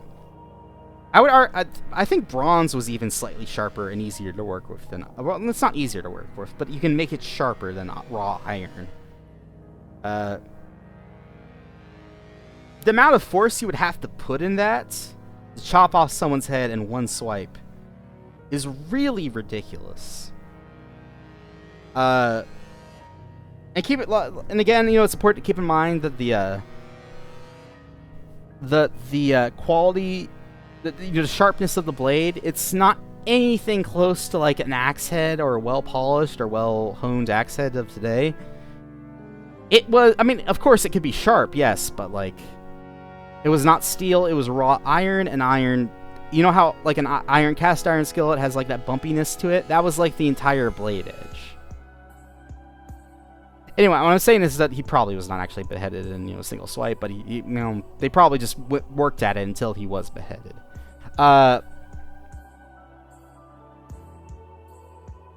Claudius, for the entirety of Caligula's reign, was kind of just hanging around and was like, hey, well, I'm in a very unique position of being this guy's uncle, but if I attempt to advise him in any way and keep him, like, you know, from not committing atrocities and acting insane, I'm probably going to be murdered. And so Caligula just kind of kept his head down and was like super sycophant. And like, I would even argue he was downright servile during parts of Caligula's reign. There was a part where Caligula was nearly, murdered Claudius because, you know, someone came up with some ridiculous conspiracy theory that Claudius was going to be the next emperor tapped. And,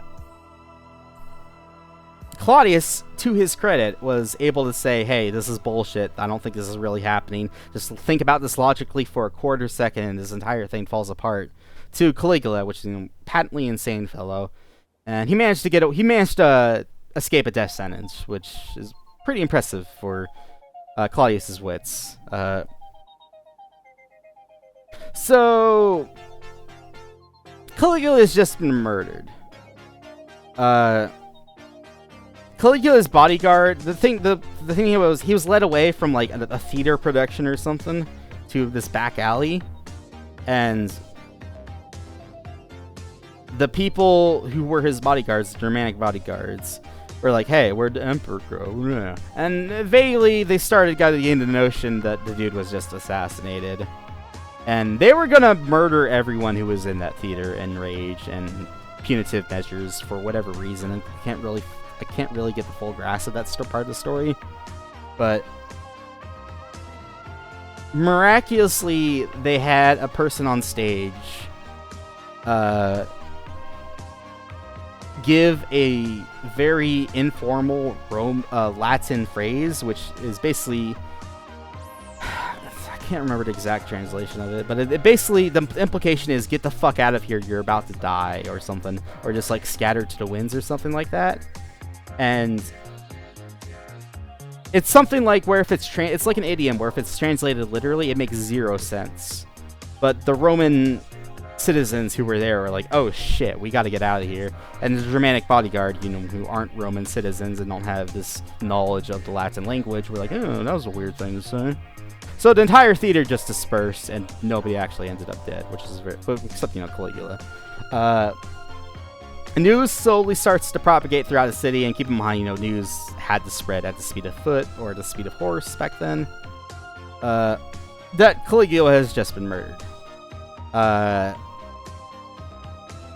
Claudius is nearly positive that a military coup is going down, and there's actually let me see if I can find this. This is a great image. Claudius. All right, there we go. I found it. It's a classic image. All right, let me see if I got it. All right, so Claudius literally just hid behind a curtain in the imperial palace. He was convinced he was about to be murdered by, you know, the Roman military force in the city, which was the Praetorian Guard, who he thought were just attempting a coup. There's a fantastic image, and I gotta actually figure out who the fuck drew this.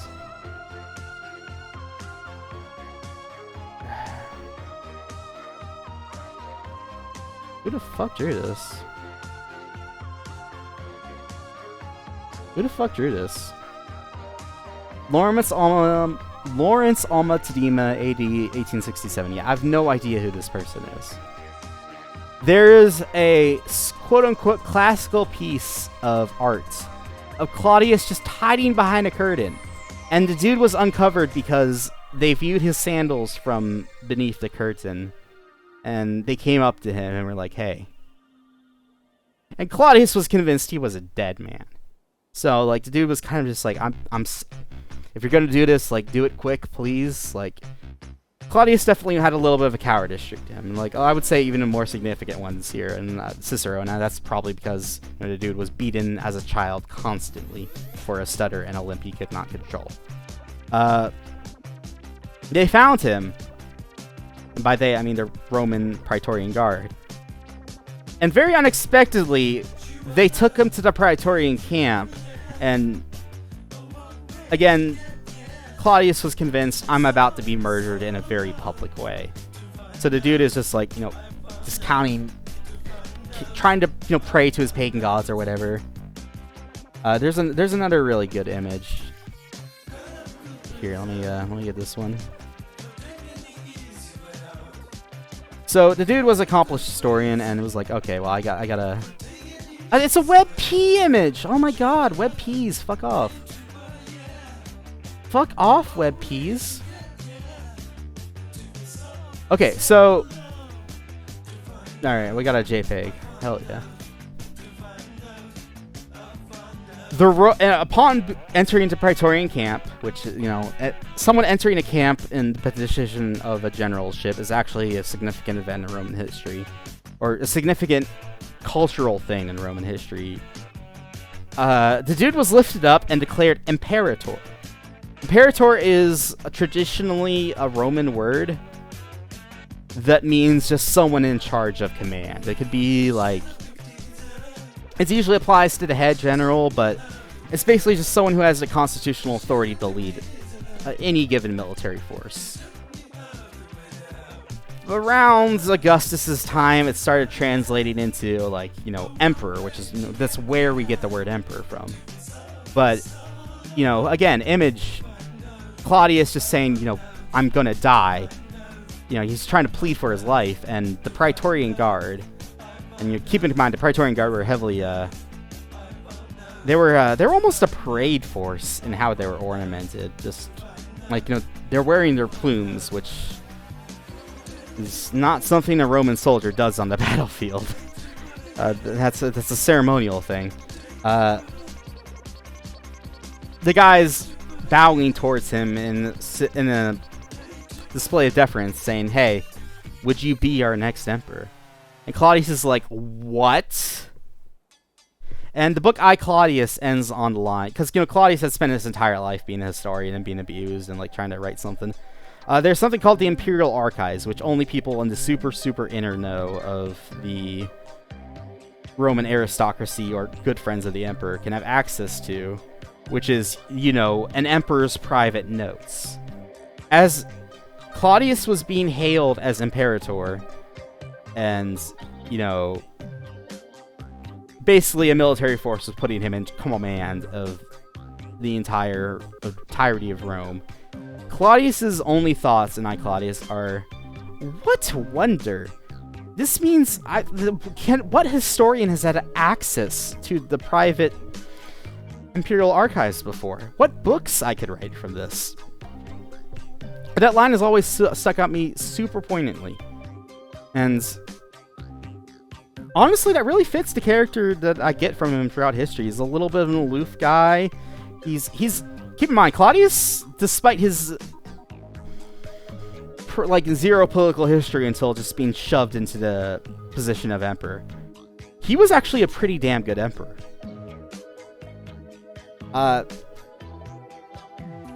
top 10 without a doubt.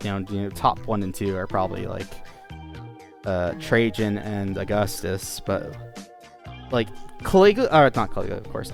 Claudius very reasonably could be put into top 5. There might be a little bit of controversy if he did that, but like it would definitely work out, because like the dude led a very just rule. He was involved in the judicial process very closely.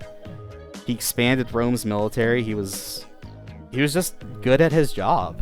He wasn't like super phenomenal at it, like the ways Augustus did, and wasn't facing hyper insane odds like Augustus was, and he didn't end up giving an insane amount of wealth to the Roman Empire like Trajan did, but he was good at his job. He came out of nowhere. And keep in mind, when people learned that Claudius, of all people, was going to be the next emperor, they just had this mentally insane person as their emperor, and they're like, well, these things can't be worse. And then Claudius is like, this quote-unquote lame, crippled, stuttering person. And they're like, well, shit, things just got worse. We're all fucking doomed. And then he blows people away by like actually being good at his job.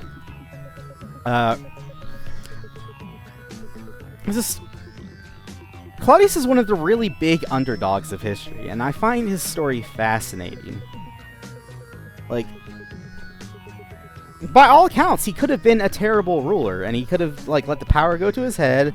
He could have just had no idea what he was doing, and he did a pretty damn good job with it. And part of that is, his aristocratic upbringing, where he was educated and shit. But like, I don't know, just generally when people who aren't tapped to get the power and who aren't really supposed to end up in power, they end up fitting a few certain quote-unquote molds or archetypes.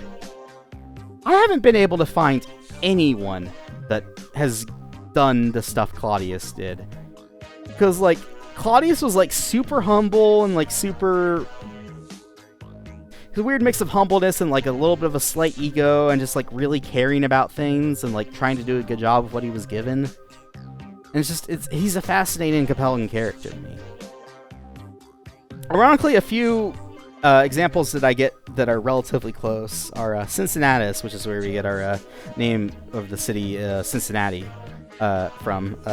Cincinnatus was an ex-Roman general, and during a time of great strife and panic or disorder or something, I can't think of the word right now, in Rome's ancient history. This was, the Republic days, of course, and a little bit after the monarchy days. They said, hey, we need you to lead an army. Like, we're kind of fucked if we don't have anyone with command experience right now. Like, yeah, sure, I'll do it. And they gave him dictatorial powers, which is, like, I think, like an 80-day or 100-day period of just complete authority over everything in the state. You can basically do whatever you want. At the end of his period of time, Cincinnatus willingly gave up power after, saving the state from whatever crisis it was. And he returned to a private farming life. And he did that until he died. Another example that... I mean, George Washington is the closest America's ever going to have to a demigod figure. But, George Washington. George Washington, always viewed as, like, the citizen general of his homeland, and the way he willingly surrendered power, just like, it's a historic example. And there's a reason why every president up until FDR followed his example and, only sought 2 terms. FDR, like, you could argue that he had extenuating circumstances, fucking Great Depression, World War II about to happen, etc., so, more political terms. But his actions in doing that were so unprecedented that there's actually a constitutional amendment that now explicitly says a president can only have 2 terms in office. Can't remember what the fuck number amendment that is, but, it exists. Just, Claudius is one of those really unique figures in history, and for all the hardship and adversity he had thrown at him, and like, I'm sounding like reverent to the dude, and that's kind of because I am. Like, The dude had no right being as good at his job as he was, and yet he did. He overcame the odds. He's one of the quintessential historical underdogs, and obviously it's not something as crazy as like Leonidas II of Sparta. You know, fucking 300 soldiers versus whatever, like the hundreds of thousands of Persian infantry at, you know, Thermopylae. Just it's not like that odds, because that's just like very unique geographical landscapes and militaristic training, and like being the crack troops of the crack troops of the crack troops. Like, there's a reason, you know, the Halo novels, or the Halo series, the Spartans are called the Spartans, which is a soldier that can overcome overwhelming odds and do something. Anyway, yeah. I'm trying to think of a few other examples, anything like him, but again, you know, Cincinnatus, George Washington, really don't get anything else like that in history. At least in, you know, the history I've studied.